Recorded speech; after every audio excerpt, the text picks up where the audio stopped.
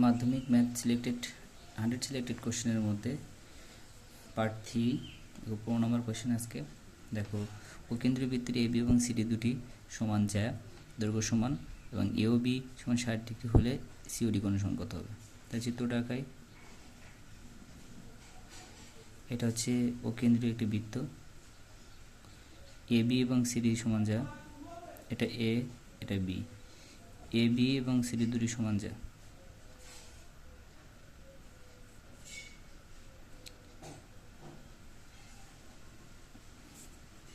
A B CD ও কেন্দ্রীয় বৃত্তে বলছে এ ও বি কোণ সমান 60 ডিগ্রি। এই কোণটা যদি 60 ডিগ্রি হয় তাহলে সিওডি কোণের মান কত, এই কোণটার মান কত হবে। তো এ বি সমান সিডি দুটি সমান যায়, তাহলে এ ও বি কোণ যদি 60 ডিগ্রি হয় তাহলে বিপরীত কোণ সমান হবে, তাহলে সিওডি কোণ সমানও 60 ডিগ্রি হবে, কারণ এটা হচ্ছে বিপরীত কোণ। যা সমান হলে তাহলে অবশ্যই কী হবে, ব্যাসার্ধগুলো সমান হবে। তাহলে একটি ত্রিভুজের একটি কোণ যদি 60 ডিগ্রি হয় তাহলে অপর কোণগুলো 60 ডিগ্রি হবে। তাহলে এটা বিপরীত কোণ, বিপরীত দিকে অবস্থিত, তাহলে সিওডি কোণ সমান 60 ডিগ্রি হবে। এ ও বি কোণ সমান সমান সিওডি কোণ সমান সমান 60 ডিগ্রি লেখা যায়। নেক্সট কোশ্চেন, দুটি ঘনকের আয়তনের অনুপাত 1:27 হলে ঘনক দুটির সমগ্রতলের ক্ষেত্রফল অনুপাত কত হবে। তাহলে ধরি ঘনক দুটির বাহু A1 ও A2 ধরে নিলাম। তাহলে সত্যমতে কি লিখতে পারা যায়, ঘনকের আয়তন হচ্ছে এ কিউ, তাহলে A2 Q R A1 Q সমান সমান 1/27, 1:27 মানে হচ্ছে 1/27। তাহলে এবার A1/A2 তার হোল কিউ সমান সমান 1/3, তার হোল কিউ লিখতে পারি। তাহলে কিউ কিউ উভয় থেকে ক্যান্সেল করতে পারি, তাহলে A1/A2 সমান সমান 1/3। তাহলে ঘন দুটির সমগ্রতলের ক্ষেত্রফল ফর্মুলা, তাহলে ঘন সমগ্রতলে 6a²। তাহলে আমি উভয়কে আমি যদি বর্গ করি, এখানে লিখতে হবে উভয়পক্ষে বর্গ করে পাই। তাহলে A1² A2² সমান 1/9, 3² করলে কত হবে, 9 হবে।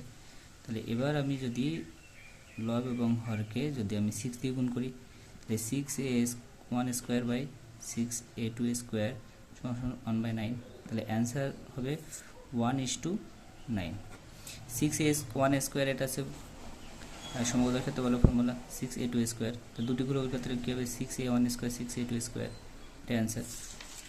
নেক্সট কোশ্চেন, দুটি আয়তক্ষণের মাত্রাগুলো যথাক্রমে 464 এবং একক এবং 8 ব্র্যাকেট 2h-1 এবং 2 একক হলে যদি আয়তক্ষণ দুটির গুণফল সমান হয় তাহলে h এর মান কত হবে। তাহলে আমরা ডাইরেক্ট সত্যমতে লিখতে পারি, ঘনকের দুটির এখানে ঘনকের আয়তন ঘনক বলা আছে, তাহলে দৈর্ঘ্য ইন্টু প্রস্থ ইন্টু উচ্চতা, এরও হবে দৈর্ঘ্য ইন্টু প্রস্থ ইন্টু মাত্রাগুলো দেওয়া আছে। তাহলে দুই পাশে আমি লিখতে পারি এভাবে, এই ঘনকের মাত্রাগুলো দৈর্ঘ্য ইন্টু প্রস্থ ইন্টু উচ্চতা, এরও দৈর্ঘ্য ইন্টু প্রস্থ ইন্টু উচ্চতা। এবার আমরা এখান থেকে ক্যান্সেল করতে পারি, 2 দিয়ে 2 2 4 কাটতে পারি। আবার এখান থেকে 4 2 8 4 4 4 কেটে যায়, এভাবে কাটাও যায়, আর না কাটলে ভাগ করা যেতে পারে। তাহলে 2h-1 সমান কত হবে, 6 হলো। তাহলে 2h সমান কত হবে, 6 - 1 + 1 হলো। তাহলে 2h সমান কত হবে, 7। তাহলে h সমান কত হবে, 7/2। তো 7/2 মানে কত হবে, 3.5, 3 2 6 0.5 হবে ভাগ করলে 3.5। নেক্সট কোশ্চেন, a/b সমান 2:3 হলে b/c সমান 4:5, c/2 মানে 6:7 হবে। তাহলে a/d এর মান কত। তাহলে a/b মানে কি হবে, 2:3।